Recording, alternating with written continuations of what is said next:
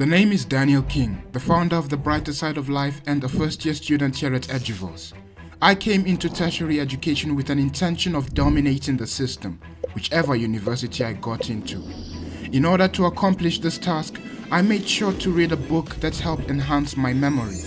This was necessary to keep my courses in check, while freeing up time to find out the inner workings of the school's operations. My experience during the first 2 blocks of the year 2025 in Eduvos has led me to create this system, a system that can be likened to a student's cheat to navigate in academia here at Eduvos. I call it your digital secretary. A personalized calendar concatenated with the school's activities that cancels out the days that have been lived.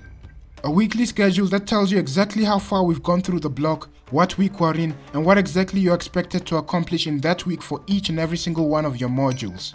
Your individual courses, decoded, summed up, and brought into a single view. Settings that makes your secretary dynamic to every block. An ideal timetable that keeps track of your goals and commitments for the days of the week. And finally, the central information that gives you the summary of essential things in a single glance. Allow me to give you a tour of the single platform that you will need to get updated about every single thing happening in your life and in your life as a result of this institution. Before we begin though, there are prerequisites which you must watch before you come to truly understand some of the assets in this video. If you came directly from the Brighter Side of Life's orientation, then you should be familiar with those prerequisites. But if you are not, then please take a look at the video description and watch it either before or after this. This is so that you can understand that this here video is a guide to incorporating the methods which are practiced by successful individuals. We practice those teachings. We don't just absorb the information. The school blessed us with something that will always be relevant. This is the academic year calendar. According to one of the video links that I posted below, by Ali Abdal, the year at a glance is essential for zooming out and getting a bird's eye view of the entire year so that you can use that to plan your life. The combination of these two is something that you will almost daily have to refer to. What the school gave us is highly valuable, undeniably so, but it isn't completely relevant to your life. Let us look at it from the system. Every single thing in the academic calendar has been incorporated here. One thing that you may notice is that some of these dates have been grayed out. This is because right now it is the 10th of July 2025. And the days that has been passed has been grayed out and cancelled. Let's assume you are in January and you are a 2nd year or a 3rd year. You could remove all the dates that has been dedicated for the 1st year because it does not really involve you, right? So you could just delete this and add something that is relevant to you. Now because these dates have been past us, the rest of what you can do is that in the empty spaces that you see here, you could add events that are happening in your own life. Or you could update where you already see an event, because for those of you who wrote the exams and do not necessarily need to write the supplementary, you could just delete this and add what is uniquely your own. Of course, you will always need to refer to the original calendar just to see whether you missed or you mistakenly deleted something that you shouldn't have. Be sure never to throw away the original, it is still relevant. But this one is just something that you can personalize yourself. Now let's move on to the weekly schedule. Yes, that's how I pronounce it. This view shows us the start date and the end date of the block that you are in. This message right here shows us how long we have for that block left. Because the block has ended, it shows us that it has ended. This right here shows us the week in the block that we are in. It says 3 here because I had to break this system to show you how it works. This shows us the day that we are in that particular week for that particular block. Now let us assume that we are in week 1.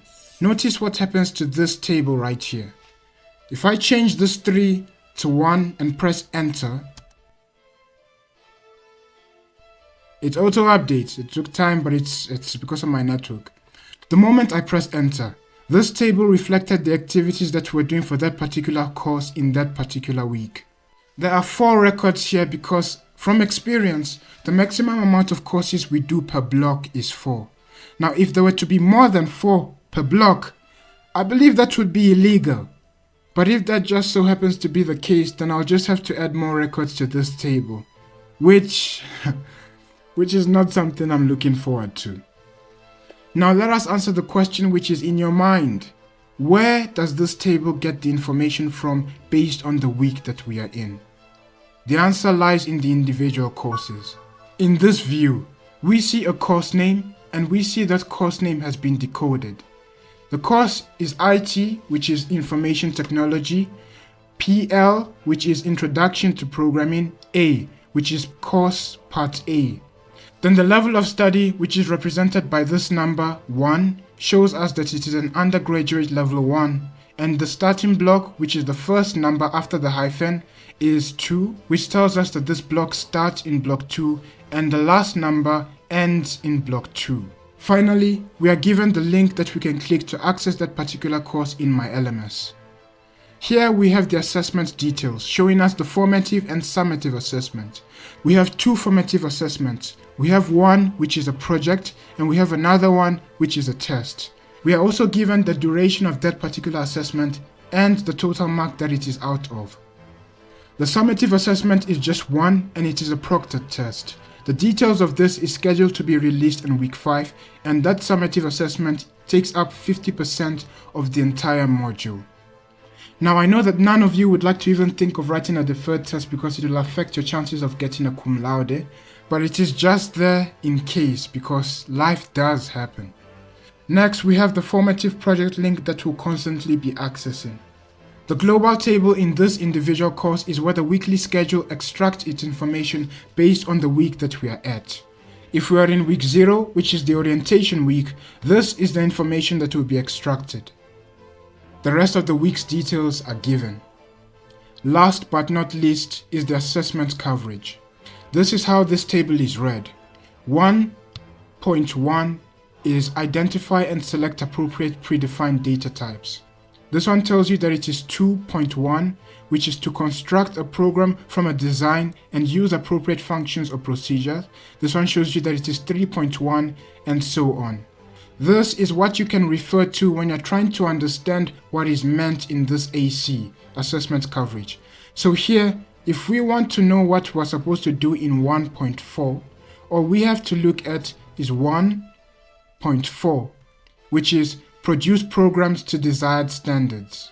And that is it for the individual courses. Now this is just for one course. The same structure is produced for each and every single course that you have for that particular block. The settings affect the entire structure. One interesting thing that I noticed about Eduvos while creating this is that each block consists of exactly 46 days. So if we were to change it to block 1, the starting date and the ending date auto update, and we see that it is also 46 days. It doesn't matter which block you click, it's always going to be 46 days. Here we can choose to activate or deactivate a particular block because, as I stated, the maximum amount of courses that I want us, that I so strongly believe that we do per block is a maximum of 4. But we're not always going to do 4 courses per block. When that happens, you do not delete any of this. You just come here and deactivate a particular course that you are not doing. Let us take a look at what happens once we deactivate it. Right now, ITCNA has been deactivated. If we go to the course, nothing happens here. But if we go to the weekly schedule, we see that right now, ITCNA has been turned gray. When we go to the ideal timetable, we also see that ITCNA here has also been deactivated. If we go back to the settings and activate it, both the weekly schedule and the ideal timetable will reflect a change. Now, what is this table anyway? This table is the extracted data of the assessment activities found in the weekly schedule. This table shows us exactly what is in this field right here, assessment activities. I believe that this is very much important when creating an ideal timetable for the entire week. Once we start adding fields to this timetable, this task completion progress will show based on what we have completed and what we have not. Now, If there is nothing in that particular field for that particular day, nothing happens here. However, once we add an activity and we click the checkbox, we will notice a change. If we add another task, we will notice another change and another and another. But obviously you would add actual activities. And once you do and you tick those activities, the progression will update accordingly. This view gives us the immediate knowledge that we need. The first thing that you do is you write your name, you write your course, and you choose the year that you are at. This table gives you all the courses that you are doing for each particular block.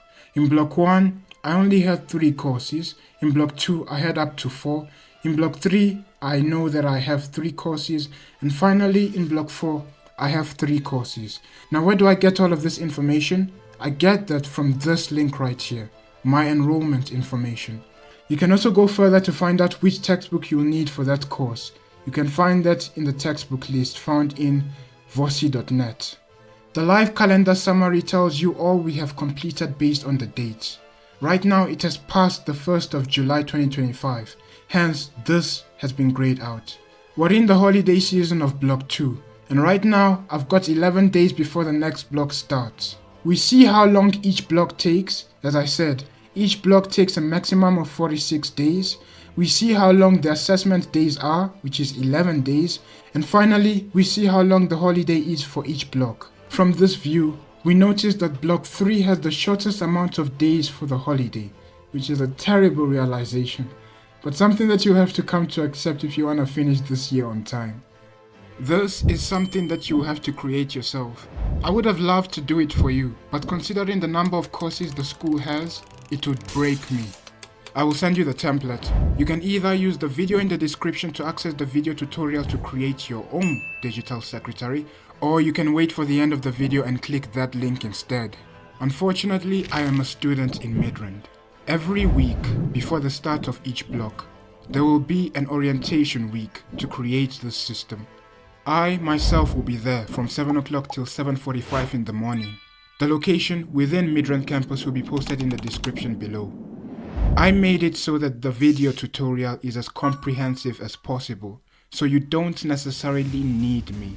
However, you may always contact me with this email, and I'll be able to send a personal help once I see it. But if I don't, because there isn't any guarantee, I too am myself a student, right? I made sure to make the video as comprehensive as what was within my power. So do not be discouraged. Take this treasure and let us dominate the school together.